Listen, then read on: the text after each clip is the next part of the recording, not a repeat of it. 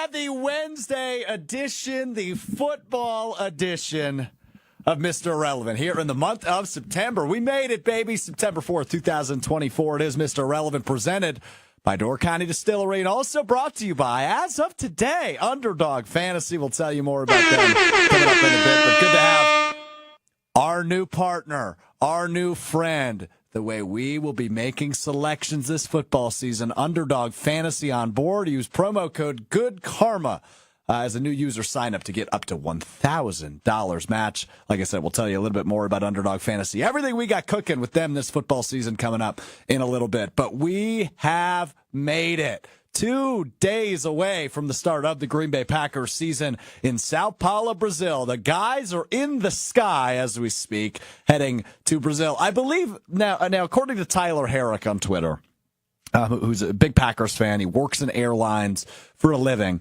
I believe he tweeted that this is the first ever direct flight from Green Bay, Wisconsin to Brazil, which theoretically adds up. But something I read today that I thought was interesting, as the Packers prepare for their season opener, just over 48 hours from right now, taking on the Philadelphia Eagles in week number 1. So I'd like to say to you, directly to you, congratulations. You made it. You made it. You've got football tomorrow, AFC Championship rematch between the Chiefs and the Ravens to open the NFL season tomorrow. Friday night, you've got Packers-Eagles in prime time, the only game on television, well, Peacock, on television, coming up Friday night. And then you got a full slate Sunday. And then you've got Niners-Jets, Aaron Rodgers versus the reigning NFC champion, a team he didn't have a ton of success against in the postseason in his career on Monday night. So we made it. Just a quick programming note for you. We will be with you Wednesday, Thursday, Friday this week with the holiday Monday.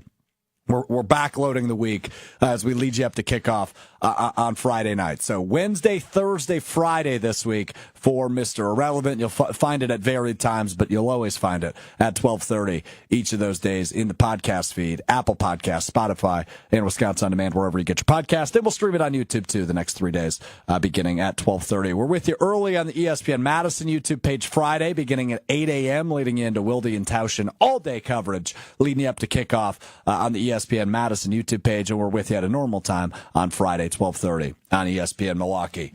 Our guy Tiny Hands is back. Producer Tiny Hands, Hunter Vaughn, back in the Everlight Solar Studio in downtown Madison, is with us after a day off Friday, a long weekend. Hunter is back. We're going to talk Badgers a bit later because I know he'll have opinions. He'll have thoughts on the 28-14 win for Wisconsin over Western Michigan in the opener on Friday. Hunter, I haven't asked you this in a while, I feel like, at least on the air. How you doing, man? I'm doing good. I'm well rested. Went to a wedding. Won some money at the casino we were staying at. The Buffaloes were good to me, so I'm feeling good. Buffalo, good. That was my first time playing in the Buffalo zone, and that might be my spot. The Buffalo zone. They had a full zone because they had the multiple different versions of the game. So they had like all of the different Buffalo games, and they called it the Buffalo Zone. It was great. It was a good time. Wow. Okay, very interesting there from Tiny Hands. Hunter Vaughn, who's back with us today on Mr. Irrelevant, presented by Door County Distillery and Underdog Fantasy. All right, so 2 days away. It's got me thinking, what are we going to see on Friday? Because we've talked a lot this offseason and this preseason especially about the idea of, hey, they didn't really play their starters a whole lot in the preseason. And the last time Matt LaFleur did that, and the 2 times ago when Matt LaFleur did that, didn't really play his starters. The season opener wasn't pretty. Think back a couple of years to the season openers against the New Orleans Saints and the Minnesota Vikings. They were ugly. And last year it seemed, with the young team that Matt LaFleur took to the NFC divisional round ultimately, but with the young team that had a ton of uncertainty and a ton of question marks and was really unproven and nobody really knew what to expect entering last season, it seemed like Matt LaFleur turned a new leaf. And he played his starters all 3 preseason games. You saw lots of Jordan Love. You saw a bunch of the young receivers, including, at the time, second-year guys in Christian Watson and Romeo Doubs, and rookies at the time in Jaden Reed, Dontavian Wicks, and the tight ends, Luke Musgrave and Tucker Kraft. So Matt LaFleur last year took an approach of, we're going to play our guys. They need the reps. And they come out in week 1 and they smoke the Chicago Bears. That's when we were making the jokes of ownership has been transferred of the Bears from Aaron Rodgers to Jordan Love because he went into Soldier Field and whipped that booty. Like, he went in and he took care of business. And we thought it would look good. Ultimately, we know how the first half of the season worked out for the Packers. But week one was not a stutter step. It didn't take time for acclimation. It didn't take those guys, to wait until they were hit a few times to be up to speed. They went in there ready, and they took care of business right away. I don't want to say I'm nervous, because I don't think that's the right word. But I am impatiently awaiting what product we are going to see from the Green Bay Packers, specifically on offense, on Friday. I think you're excited to see the defense no matter what, because it's a new scheme, it's a new coordinator. You've got some exciting new pieces, including Xavier Worthy and Javon Bullard at safety, or Xavier McKinney and Javon Bullard at safety. So naturally, you're going to be excited, and maybe even a little nervous against the high-powered offense, what that defense is going to look like. But with only 3 real snaps, which to me isn't even a drive for the Packers offense in the preseason, I just hope they're ready. I hope Jordan Love comes out and looks like the Jordan Love we ended the season seeing last year, rather than the Jordan Love we began the season seeing last year. So again, I don't think nervous is the right term when it comes to the season opener and what product we will see from the Green Bay Packers. But I am certainly impatient, and I am certainly curious what exactly it's going to look like. I don't expect anything to be perfect because it's week 1 of the NFL season. I don't expect anything to be perfect because you're playing a really good team in the Philadelphia Eagles, who the bona fide Cowboys fan on this panel, Hunter Vaughn, Tiny Hands, has said he thinks will win the NFC East in the Philadelphia Eagles. They're a good team. And Hunter and I have talked about this for a few months, but I want to bring this conversation back because I think it's important to emphasize. And that would be the importance of Friday's game between the Eagles and the Packers. Not only is this a sexy, savvy matchup for a week 1 game with a national spotlight shined upon it, as they take on one another in Sao Paulo, Brazil on a Friday night. No other NFL games are being played that night. That's not why this game is important. I mean, of course that plays a role, but that's not the only reason why. The real reason why this game is important is because I think ultimately anybody with a brain in between their 2 ears realizes these are 2 playoff teams in the NFC, assuming everybody stays mostly healthy, especially at the quarterback position, and things don't go as south as they did at the end of last year for the Eagles. These are probably 2 very good playoff teams in the NFC. Now, we could play out the scenarios, right? Let's just say history repeats itself last year. That means you have the Lions and the Cowboys winning the North and the East, respectively, and the Eagles and Packers are wild card teams. Could this one game of the 17 ultimately result in the difference between playing as a 5 seed or a 6 seed? Could it ultimately result in you're the 1 seed or the 2 seed if the Packers and Eagles each win their division? I think this game is going to come back to haunt one of these teams 17 weeks down the line. Because these are 2 teams that are a little bit similar, right? When you think about how these teams are constructed, you have a high-powered offense with a high-paid quarterback, Jalen Hurts and Jordan Love. And you've got some serious weapons on both of these offenses. Think about A.J. Brown, Devontae Smith, the newly signed, formerly Giant, Saquon Barkley at running back. Look at the Packers. You bring in the newly signed Josh Jacobs from Las Vegas. You have all these up-and-coming receivers. You don't really know who's going to be the lead dog, but you know you've got 4 dogs in Wicks, Reed, Watson, and Dobbs. Got some good tight ends, too, who are young and upcoming. These are high-powered offenses who might punch each other in the face back and forth for a few hours on Friday night in Sao Paulo, Brazil. This could be what the great Jim Ross, the great wrestling announcer JR, says is a good old-fashioned slobber knocker. And ultimately, the winner of this game could set themselves up for future success when it comes to playoff seeding and ultimately how the NFC is seeded 17 weeks down the line. So I don't want to understate how important I think this game is, because I think the Packers have a lot of important games on their schedule. That includes both the matchups with the Detroit Lions. That includes both the matchups with the Chicago Bears. That includes the San Francisco 49ers, rather, coming to town in late November, playing at Lambeau Field. There are a lot of important games that will ultimately determine if this is a 12-win team or if this is once again a 9-win team in 2024. And Friday is the start of those.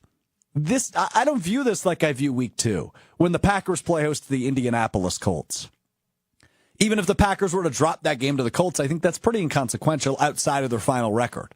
Like, that's a game they can drop. When it comes to the Eagles, it's a game I would really like to see the Packers win. Not only is it an encouraging sign of, hey, there's no correlation to starters not playing in the preseason and week 1 success, it's also a feather in the cap of, yeah, what you saw at the end of last season was the real deal.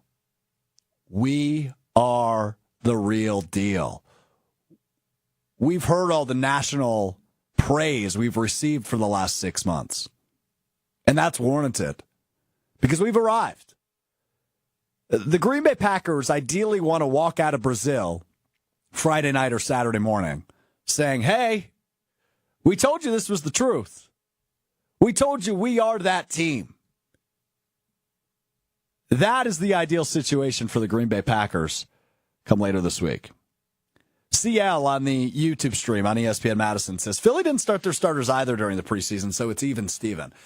So I agree with that, but I guess I haven't studied it, but I know the Eagles started their season 10-1 last year, and their loss wasn't in week 1. So there's no direct correlation to, hey, not playing your starters and either coming out flat in week 1 or winning week 1. Whereas Matt LaFleur's track record indicates if he doesn't play his starters a ton in the preseason, he comes out flat. His teams come out flat in week 1. So that's why I bring that up. Now, do I think that is a certified statistic? Do I think the Packers starters' lack of participation in the preseason equals a flat showing in week 1? No, not necessarily. I think this is a different team than the ones from past years. But I am curious to see if that is something we can say about Matt LaFleur, similarly to him coming out flat after the bye week up until last year. It was a game he just typically didn't win as a head coach. So that's why I bring it up, CL, and I'm with you, right? Like, both teams didn't really play their starters in the preseason. Both teams coming into this game incredibly healthy, which just makes for a more entertaining product in week 1. So that's why I bring it up, CL. Go ahead, Hunter. I think it's also important, too, to note that the Eagles haven't lost their season opener. The last time they did was 2020. They started that year 0-2. And then they've won their season opener each of the last 3 seasons. Really? Yeah, this team, the Eagles start their seasons well. The Packers, there's a certain point where you have to wonder if this is a LaFleur thing, that he can't start his seasons well or get his team ready for week 1. And it's, again, I don't think it necessarily will affect the playoff seeding, but it very well could, given where these teams are expected to be. So this could just be one of those things that we just run into at the end of the year where we're like, oh, well, maybe Matt LaFleur needs to figure out what the heck he's doing to start the season, because had they won that game, this playoff game is at home and not in Philly.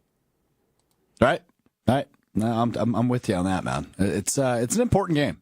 It's an important game. So we will see. I have 2 big questions for the Packers, both for the opener on Friday and for the season overall. We will get to those coming up next. But first, got to tell you about my friends at Door County Distillery. Locally produced, handcrafted, award-winning spirits made locally in beautiful Door County. I always say it. It's football season. It's whiskey season. Going to pick up my a new bottle. Door County Distillery bourbon tomorrow. Looking forward to getting that back on the shelf for football season. If you're a whiskey person like myself, 3 of them that Door County Distillery does really well. I mentioned the bourbon, my personal favorite. But I think the crowd pleaser, the overall favorite, is the 27-time gold medal award-winning single malt whiskey made locally in Carlsville, in Door County. And then there's also a really good rye whiskey, if that's the style you like. All 3 delicious. I've had all 3 multiple times. Love the Door County Distillery whiskey. But if whiskey's not your thing, vodkas, brandies, gins, all the in-betweens, rums, they make them all locally. They make them all delicious. They're better than everybody else. They're local. They're affordable. Check them out. DoorKindyDistillery.com is the website to find a huge list of unique cocktail recipes. You like your gin? How do you like your gin? Go discover something new. DoorKindyDistillery.com and available wherever great liquor is sold in the state of Wisconsin. Where in the world isn't Door County Distillery? Back in 60 with two big questions for the Green Bay Packers. It's Mr. Irrelevant. I'm Alex Strouf. Where in the world is Door County Distillery today? It brings me to Sugar River Pizza, the legendary in Sun Prairie, Wisconsin. Let's go to the bar. Let's see what they've got. We're here in the beautiful bar at Sugar River Pizza in Sun Prairie. My guy Kyle just mixed me up a cherry brandy old fashioned with the cherry brandy from Door County Distillery. It's delicious. I tell you it all the time. It's proving it right here. The best. I'll tell you when Kyle can make a cocktail. All right, power ranking. Top 3 drinks to have from Door County Distillery. We're going 3-1. Number 3, it's a split decision, but they're both on the rocks. Either the 27-time gold medal award-winning single malt whiskey or my personal favorite, the bourbon.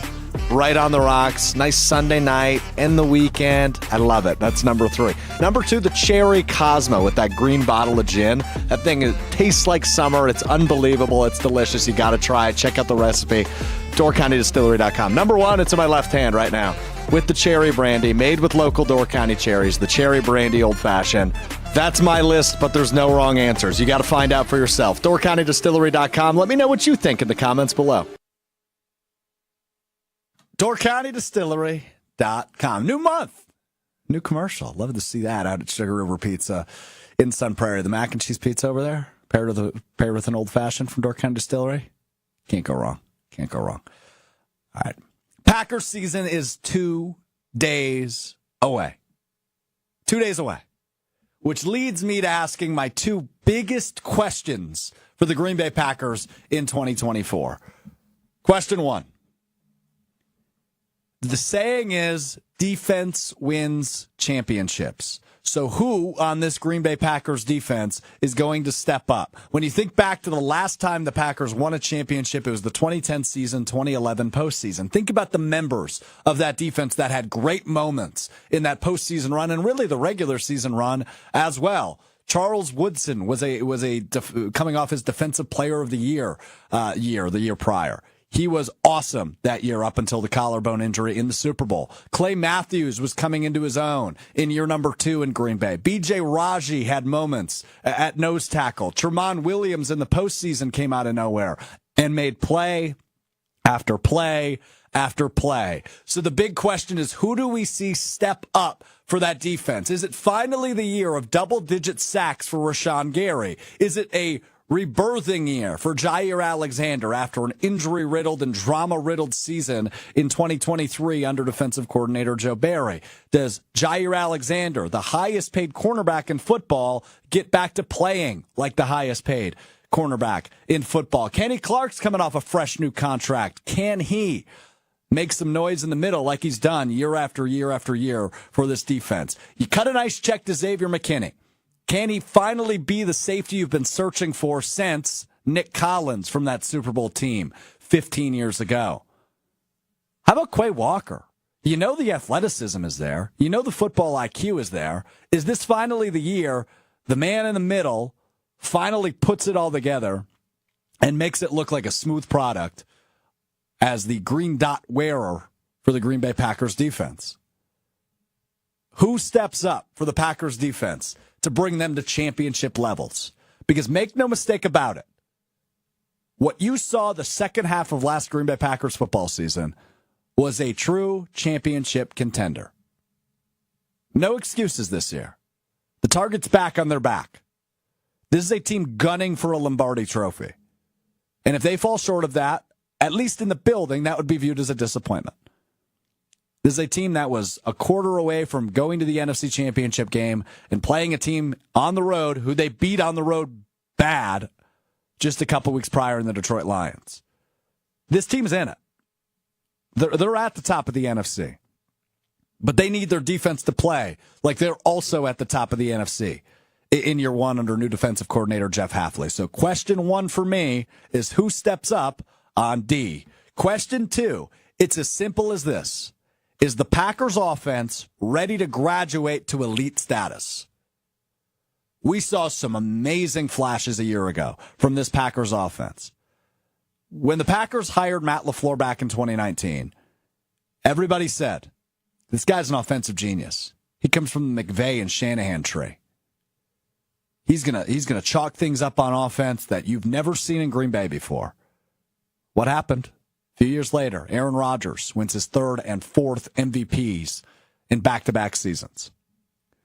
The Packers win 13 games year after year after year and continue to find ways to innovate. And then they move on to Jordan Love. And it was a little rocky when the playbook was condensed. And Matt LaFleur said, yeah, we just got to let it rip. And let it rip they did. And they were the best offense in football the second half of last NFL season. The word I've used all offseason when it comes to the Packers offense is consistent. And if they are consistently what we saw in the second half of last season, the answer to my big question is yes. Is the Packers offense ready to graduate to elite? The answer would be yes. But we need to see it. And that starts in 2 days against the Philadelphia Eagles, who have a new and improved defense and a very high-powered offense. We might get into shootout territory in the season opener. And the Packers offense needs to prove they're up for the challenge because they're going to see some really good offenses this year. They've got Detroit twice. They've got Chicago twice. They've got Philadelphia in the opener. They've got Houston. They've got Miami. They've got San Francisco all on their schedule. Those are good offenses. And the Packers need to compete if they want to be a 10, 11, 12-win team in 2024. So my two big questions for the Green Bay Packers entering the 2024 NFL season is who steps up on D, and is this offense ready to graduate to elite status? iRock on the ESPN Milwaukee chat says, whoa, you said two questions, man. That was 29. I think it was asking questions within the question. Just two questions. Who steps up on D? Is this offense ready to graduate to elite? Appreciate you hanging out on the ESPN Madison, ESPN Milwaukee YouTube channels. Curious which question you're more curious to see the answer to. Who steps up on D? Is offense ready to graduate to elite? Hunter Vaughn, I go back to you in the Everlight Solar Studio. I mean, I think it's the defense. Just because if this, with what the offense was last year, if they stay exactly the same for their production, but this defense is improved, the Packers are beating San Francisco in the playoffs. The Packers are potentially going to the Super Bowl with how well they were playing, and it's just that defense at times just couldn't get stops when they needed it, and that's what we saw out of that unit for the last probably 5-6 years out of them. Yeah. So if that improves, then suddenly you're talking about legitimate Super Bowl level team for them and easily being able to win some of these playoff games that they've been losing. So that's where anytime if the defense can improve, I'm going to pick that, because if the defense improves at all from what they were last year, this team wins more games than what they did, and they go deeper in the playoffs than what they did. Yeah, something that's been brought up a few times this offseason that I've struggled with is the idea of the Packers being a more consistent but same record team. So say they go 9-8 or 10-7 again. If they're right in that wheelhouse, 9 wins, 10 wins, but they look a little bit more consistent. They're still dropping games. Maybe they shouldn't, but they look better. Is that improvement? I think the answer is yes, but I don't think that's what I'm anticipating. I don't think that's what anybody's anticipating when it comes to the Green Bay Packers, because I just laid out the expectations for you. This is a team that is a real Super Bowl contender and has high hopes to compete for a championship. So if they are a 9-8 team, or if they're a 10-17 team and they're losing games, let's just throw a couple randoms out there, right? Let's say they drop to the Colts. They lose once to the Vikings. They lose to the Lions and the Bears once each. They lose to the Niners and they end the year 10-7. Do we view that as a bona fide improvement? Just because it looks more consistent and they don't have the ugly blunders like they did against the Giants and the Broncos and the Raiders? That's something I've struggled with this offseason, because there are going to be games that they lose that they shouldn't, right? It's just going to happen. That naturally happens in a long-term NFL season. But that's something I'm intrigued to see. The groundhog has arrived. Joshy DiMaggio's head pops up in the ESPN Milwaukee studio, the Gruber Law Offices, one call that's all studio, as he takes a break from drafting his 800th best ball team on Underdog Fantasy. Joshy, I go to you on that. If this team has a similar record but looks more consistent, do we view that as an improvement? I think unequivocally, yes. I think, is there going to be a Tommy DeVito game? Is there going to be a Bryce Young game? Is there going to be a game where they look totally ineffectual against some of the teams they should be absolutely throttling? I think you're going to have some bad losses, games you shouldn't lose. But I think the same thing, I was talking about it on Friday about the Badgers. You just want it to feel better, more consistent, not have the same bugaboos as the year before. We have to remember this Packers team is ahead of schedule. They went through an entire rebuild within one season. Oh yeah, it's absolutely stuff only the Green Bay Packers can pull off. Right. I mean, they completely overhauled their team, yes. and they still won a playoff game on the road. They were still competitive with the eventual NFC champion. So you're right on that. But I don't think we look at the schedule anymore. I don't think you can. Right. I don't think in 1265 Lombardi they're saying, well, we're the youngest team in football again, so we probably shouldn't be this good. I think they're now viewing it as what I just said, Joshy, is they're a bona fide championship contender. So if they're 10-7, do we still view them that way, or do they need to win 12 or 13 games to be viewed that way? I think 10-7 is plenty good enough to be considered still a title contender because you see all the pieces, you see the growth from individual players. Like we're starting to count our chickens before they hatch here a little bit, for sure. But we do that. Some of these guys are just going to be superstars. That's how this works. There's eventually a guy or two is going to emerge from this mix of young guys they have and are going to be a guy the Packers rely on for a long time. That's like just based on the nature, the early signs we've seen, and that's going to change. And those players aren't going to be that player every single week. Jordan Love isn't going to be an MVP contender every single week. He's still young, still learning, still doing all that, but flashes of it, a higher level of consistency, all matter. There's one thing I've been pondering a lot here since you've been on questions. There is a much sunnier view of the Packers from the national media than there is from the local media. And I'm wondering, are we too close and overanalyzing things that won't end up mattering that much? Or are they not close enough, meaning they, the national media, and not kind of seeing these holes that aren't the glaring holes of, that you would think of, but holes that can be a big issue if they have to cross that bridge? That is a really good question. Great contribution by you. Well done, sir. My favorite saying in life, and I probably say this more on the radio than I say anything else, is two things can be true. Right? Because we are too close. Yes. Are we probably overanalyzing the right guard? We got a week of content out of the kicker and backup QB. A week might be an understatement. You think the Chiefs are worried about that? Or backup quarterback? Right? No. Right? So, yes, we're too close. But I think the national media a lot of times, Josh, to your point, is strictly looking at Dallas, San Francisco games. That's the Green Bay Packers. Naturally, progression happens for a young team. They're going to be better. But I think that's probably just the simple thought process from a national perspective. From a local perspective, we're all assuming there will be at least slight progression and we'll have more consistency from the Jordan Loves of the world. But we're probably also too critical, to your point, when it comes to the kicker. How many games will a kicker truly decide? It could be many, but I doubt it will be. When it comes to the progression of a new defensive scheme, is it going to look awesome week one? I'm hesitant to say yes. Will it look better than Joe Barry? That I am not hesitant to say yes to. But overall, will it look, top 5 defense good? Probably not against a good offense in Philly in week one. So, yes, we're too close. They're too far away. The beauty is somewhere in the middle, and that's probably somebody watching this right now, in San Diego, California. That's probably the right, level of confidence. But I think we're all in agreement, at least, between the national pundits, the local pundits like you and myself. This is a playoff team. This is a team that if they peak at the right time like they did a year ago, will compete for a championship. They should probably be in the NFC North race throughout the entirety of the season. And however the chips may fall, they fall, but the Packers will still be in a good position to compete for a Lombardi trophy come February. There's one thing I don't think we hear because I think we are cautious to anoint Jordan Love just because we know what great quarterback looks like. See the past 30 years of our existence. Sorry, Hunter. If Jordan Love just becomes a superstar, it doesn't matter.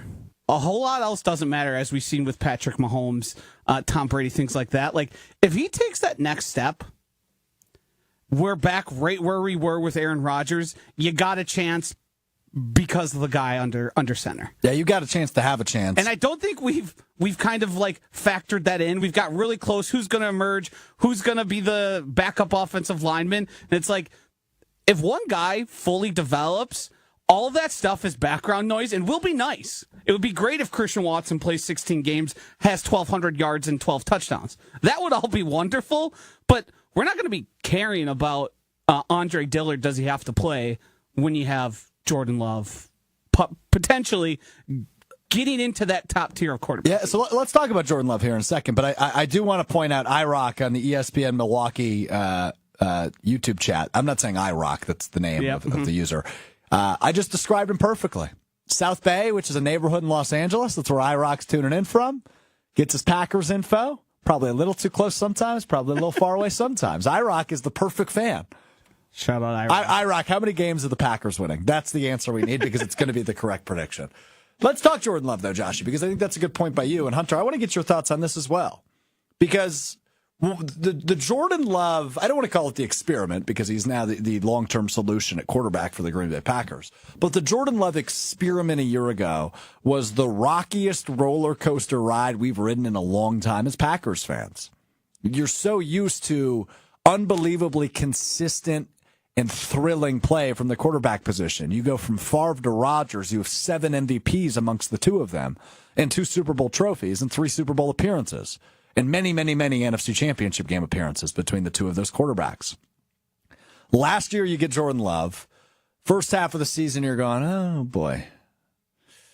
This might be a tricky one to figure out. And then second half of the season, he does what he does.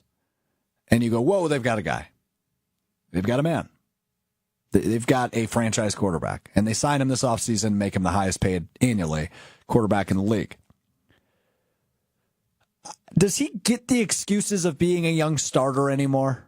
Like, let's say he has a doozy of a game, which every quarterback has. Do you chalk it up to young mistakes, or do you go, yeah, he just flat out sucked on Sunday? How do you handle an underwhelming performance from Jordan Love in 2024 when he's getting paid what he is and when the expectations have been raised as high as they have been for Jordan Love? It's a tricky evaluation situation for me, Joshy.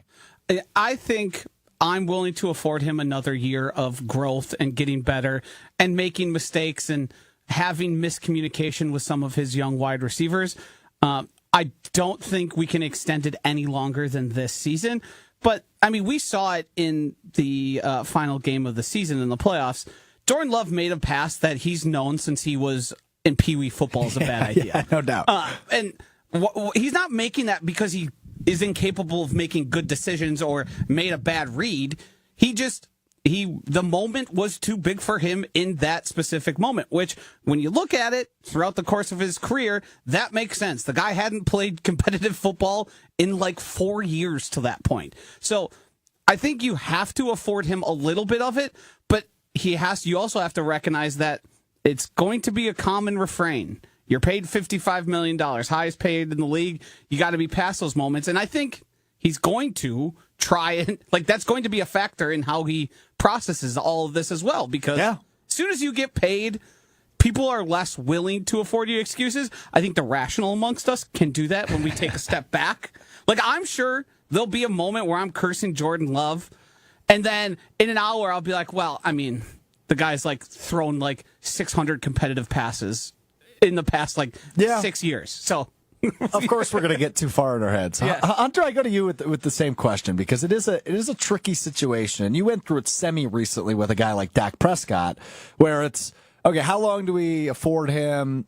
Kind of a little bit of leash, a little bit of leniency before we go. All right, if he's not playing at an MVP like level consistently week after week, is it worth the money you paid him? You know, and I'm not being negative because I truly believe, and I said this on Monday on our special ESPN Wisconsin show ahead of the Badgers volleyball game, that I think Jordan Love is going to win the MVP this year. I think he's going to win it. Like, I think he's going to take first place in votes for MVP this year. But let's just say he doesn't. You know, let's say it's just kind of a middle of the road season for what we expect Jordan Love to have. I struggle with the evaluation. I mean, I've been saying it all offseason. It depends on where this team is in the standings and if they get into the playoffs. Like, the numbers don't really matter at the end of the day. As long as he can figure out a way to win games and win enough games to put them into the playoffs. Like, yes, I get as a fan, you want him to be winning the MVP, but in all honesty, that doesn't matter. Is he getting this team into the playoffs? No. Is he willing them into the playoffs? And then, again, crazy stuff happens. The universe is random, and you just got to see what kind of happens. Now, if they keep on losing in the playoffs and he's not showing up, then you can start having a different conversation. But when it comes to like the regular season and that, you have to just expect him to win you games and be the reason you're winning games. And that's been my problem with Dak, is that I don't think he's the reason they're winning games. I think they had CeeDee Lamb and Ezekiel Elliott at his peak, and you have Micah Parsons on defense. Like, you have insane players around you that can carry you through. And yeah, I would hope you can throw for 400 yards every game and look incredible when you have the weapons you have. Where for Jordan Love, it's, okay, the next step is, will this team to wins, will them to victory on Sundays? And you know what? If it's only 185 yards and a touchdown, but you got the W against Minnesota, great. That's fine. Move on and just keep on going and just keep getting Ws. Yeah, love it. Love it. It's go time. Joshy. This is a Jordan Love adjacent comment. I'm so excited to no longer have to hear it was a bad first half where he only played good 9 games. Like, everyone memory hold the fact that wide receivers literally didn't know what they were doing. They would line up for a play, and 3 guys would run the same exact route to the same spot. Let me jump in real quick, Joshy, because I think what we forget to mention with Jordan Love is the way he elevated the guys around him last year, right? The Jaden Reeds, the Dontavian Wicks, the Romeo Dobbs, the tight ends. Like, we can't lose Jordan Love's credit in the mix of all of that. As impressive as those guys were and their growth was last season, Jordan Love played a huge role in developing those guys and elevating them to look the way they did come the postseason.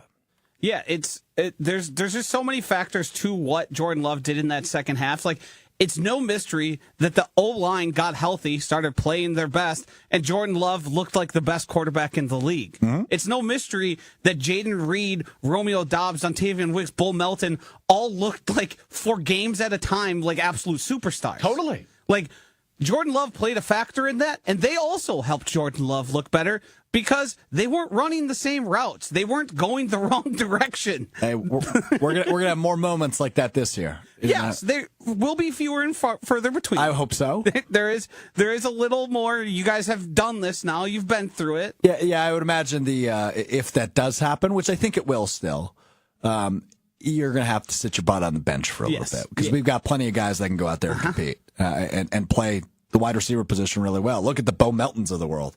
I'm curious how they're going to use him this year. He might be a trade piece. We'll see. Anyway, that's a comment for another day. IROC returns with his record prediction. Dare I say 17-0? My guy. Love that. Love that. Hey, we mentioned at the top of the show, new partner on board for the football season. Pumped about this. The NFL season finally here, and our new partner, Underdog Fantasy, wants to make it a lot more exciting. Join the millions and millions of fans that played on Underdog last year with their Pick'em game. You could win money simply by making sports picks. It's time to turn your takes into cash. I see you in the comments by going higher or lower on player stats like touchdowns, receiving yards, interceptions, etc. All football stats are on there with the NFL season arriving. Listen to this. You could win 1,000 times your money on Underdog Fantasy, all by just saying, hey, I think this is going to be higher. I think this is going to be lower. You add them together, you can win up to 1,000 times your money. Underdog available in over 30 states, including Wisconsin, California, Florida, Texas, and even, Canada, where Underdog Fantasy is available. Underdog currently has a free pick for all customers live right now on Travis Kelce. Over under 1 or half reception. If Travis Kelce records a catch, it's a free entry. Free pick you got right on the Underdog Fantasy app. That's only live until tomorrow, though, so you got to jump on. Use promo code Good Karma, GOODKARMA. Good Karma, all one word, no space, to get up to $1,000 in bonus cash and a free pick. That is code Good Karma on the Underdog Fantasy app. And you're in the game, baby. Let's make some money together. I'll be revealing my week 1 picks come Friday's show of Mr. Irrelevant. We're making some picks for Green Bay and Philly. Making some picks all weekend long. We'll reveal those on Friday's edition of Mr. Irrelevant. But great to have Underdog Fantasy on board, and really excited to get you on board on the Underdog Fantasy app. Use promo code Good Karma, GOODKARMA. Get up to $1,000 in bonus cash and a free pick. Promo code Good Karma, all one word. Good to have you all in here. It's Not Fly says, Eagles fan here, first-time listener from Philly. Think the game Friday is a toss-up. See either team winning. I don't think Love wins MVP, but he should be good. And I'll say this. First off, appreciate you listening and tuning in ahead of the Packers-Eagles on Friday. It should be a really entertaining game and a big one for playoff positioning. I think Jalen Hurts is in a similar boat. We saw how good Jalen Hurts could be a few years ago, and especially the second half of last year was more of a come-down-to-earth moment for not only Hurts, but the whole Eagles offense. Like, this is a team that's looking to rebound after kind of a poor performance towards the back half of last season and into the postseason for a team that started off with the best record in football. So Jalen Hurts is going to have a legitimate case at an MVP run here in 2024, assuming with the weapons around him, he elevates those guys and takes the Eagles back to the top of the NFC North. He's going to be in consideration. So good to have you in here. It's Not Fly. Appreciate you tuning in and looking forward to Friday. Do want to talk a little Badgers quickly. We're now 5 days removed from that blunder, 28-14 win over Western Michigan in the opener. Year 2 of head coach Luke Fickell, of course, who was the head coach at Cincinnati, brought them to the college football playoff when it was only 4 teams a few years back. I'm starting to take a deep breath. I'm starting to say it's going to be all right. Now, that's not me saying, like Hunter did all offseason, they're going to beat Alabama in 2 weeks, Wisconsin, when the Crimson Tide come to Madison. But it's week 1. Let's take a breath.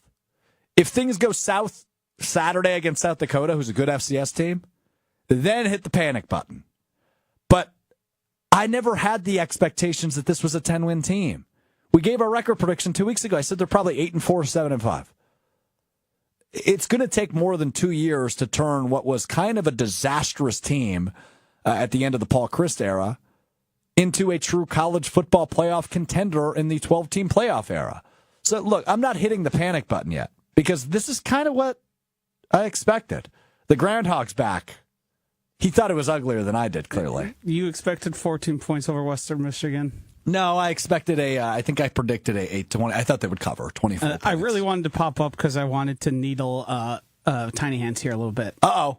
Confidence-o-meter on beating Bama. Have we gone over it yet? Are we still at Badgers are taking down Bama in Camp Randall?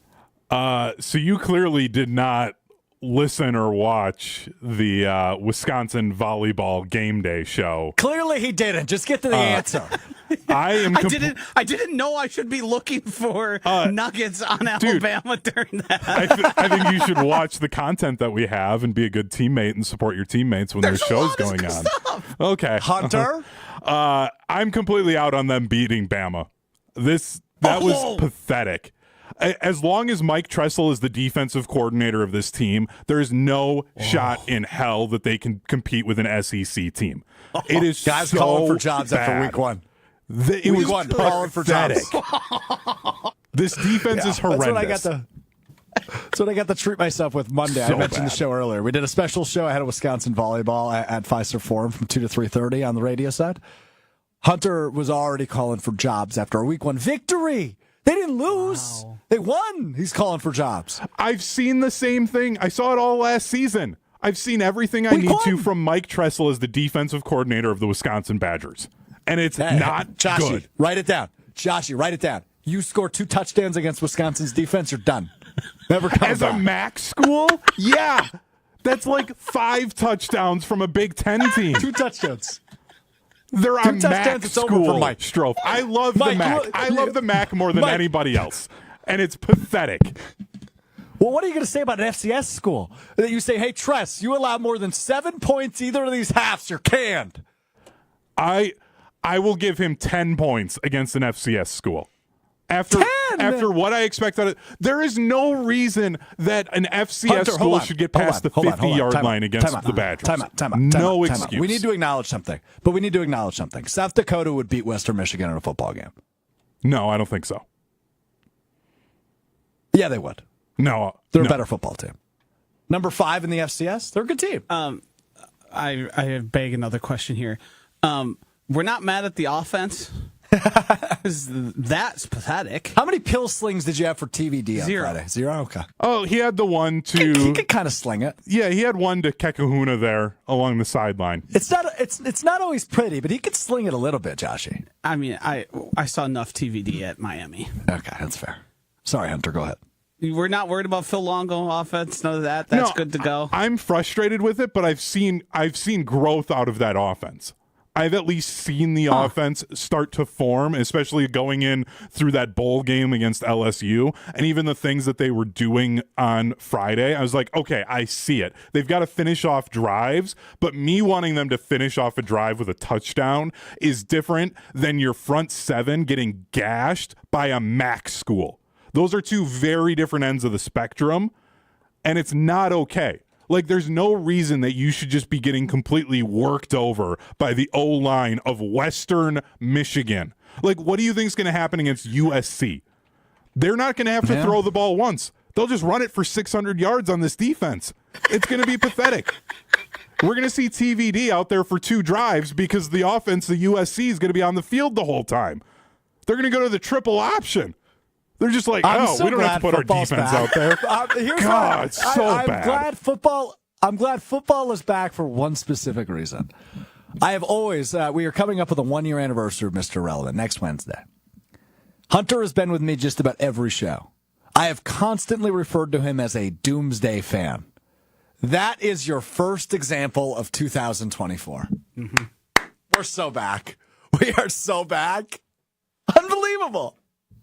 Mike Tressel allows 2 touchdowns. See ya. It feels like that. I feel like Hunter's most mad about him having to come to the realization that the Bama flag plant was a bad one the whole time. Yeah, and he was stuck on that one, too. I mean, I tried to talk him out of that for months. And all it took was Western Michigan scoring 2 touchdowns. That's all it took. It wasn't just the 2 touchdowns. It's also the fact, and I don't remember if I sent this to the 2 of you, but I found a video where a guy went through and broke down last season's and then against Western Michigan, Wisconsin's special team for field goal block. They ran the same exact play every I did watch single I saw that as well, time. Like, what are we doing? Like, just throw something else out there to make a special teams unit be like, maybe they do things a little differently. But you do the same thing every time for a whole season, and then you're shocked that they're going to be ballsy enough at midfield to go with a fake field goal, and you almost lose that game because you get lucky on a punt. Oh, we've effectively pointed out the defensive coordinator now, the special teams. Wouldn't that lead you to the old guy up top? No, it's way too early for that. What are we doing? Yeah, like, I'm not come on. saying. I'm just saying. I'm crazy, but I'm not that saying crazy. When two of your coordinators are doing what you claim to be a horrific job, the worst job ever, should lose their job. Well, I'm looking up top. I just love that this conversation started with the irritation of 14 points from Western Michigan. I guess I don't know how you draw the line. Because I'm not apoplectic at all. Define that for me. Apoplectic? What does it sound like? Apoplectic. Some type of disease. Close enough. No. Apocalypse? Like the world's ending? Wait, so it's with an A? It sounded like there was an E there. Apoplectic. Apoplectic. Yes. Oh, like you're not allergic to an apocalypse? No. Anyway, No. Josh, to answer your question, I'm not calling for Luke Fickell's head yet because I think that if these aren't the right guys, he's got to get rid of them and then find somebody else. If the second hire is also a bad hire, then that's where I start asking questions of the head coach, because then I don't think he knows what he's doing. So that's why I'm not ready to call for Fickell's head yet. But boy. he's got to get a new ready. DC in yesterday. For Saturday ahead of South Dakota, I have the honor of sitting in on ESPN Wisconsin College Game Day with my friends Brad Nortman and Adam Mertz, as well as Hunter Vaughn, on the ESPN Wisconsin College Game Day pregame show. That is 2 hours ahead of South Dakota, so a 12:30 show starts Saturday afternoon, live from Regent Street in downtown Madison. I might just have Hunter talk the whole time. I just might sit there and laugh. We'll see what happens. I'd be okay with that. All right, we got to wrap up the show as we always do. Time now for what we learned. Joshy, you got something? Give me a second here. All right, we go to Hunter. Hunter, what'd you learn? This is going to definitely be the pot calling the kettle black right now. But here we go. Wisconsin, more Hunter moments. Here we go. Wisconsin Badgers volleyball fans need to relax.